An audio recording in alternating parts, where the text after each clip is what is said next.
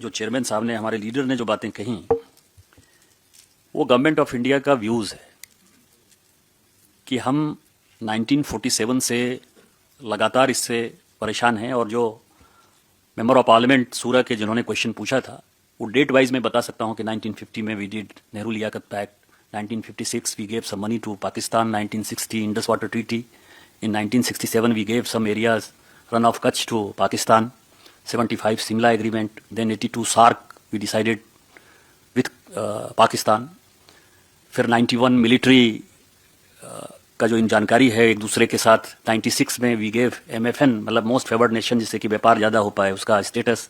2008 में सरमल शेख में जो है हमने कहा कि जिस तरह से आप टेरर से परेशान हैं वैसे हम टेरर से परेशान हैं, बलूचिस्तान आपका इंटरनल मामला है।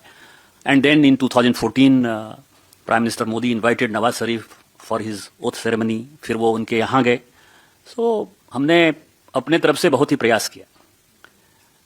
अब जो आप करें OIC का और IMF का, it is very important point.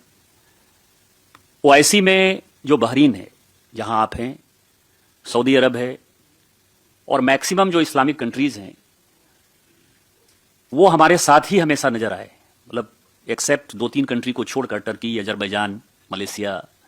इस बार मलेशिया में भी अभी चेयरमैन साहब बता रहे थे, लीडर साहब की, उनका भी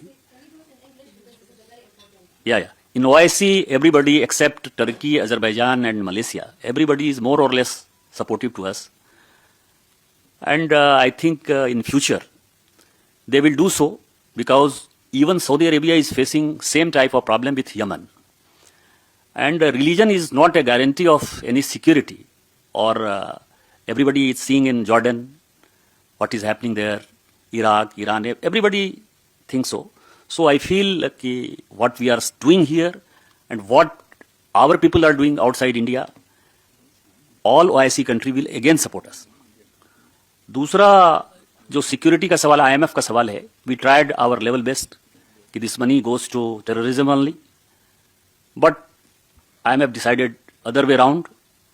But last 2-3 days again IMF is insisting Pakistan कि this money is meant for this cause only.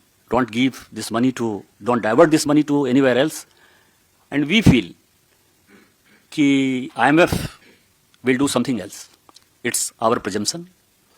But only request from you कि we are here because we are facing great problem with Pakistan.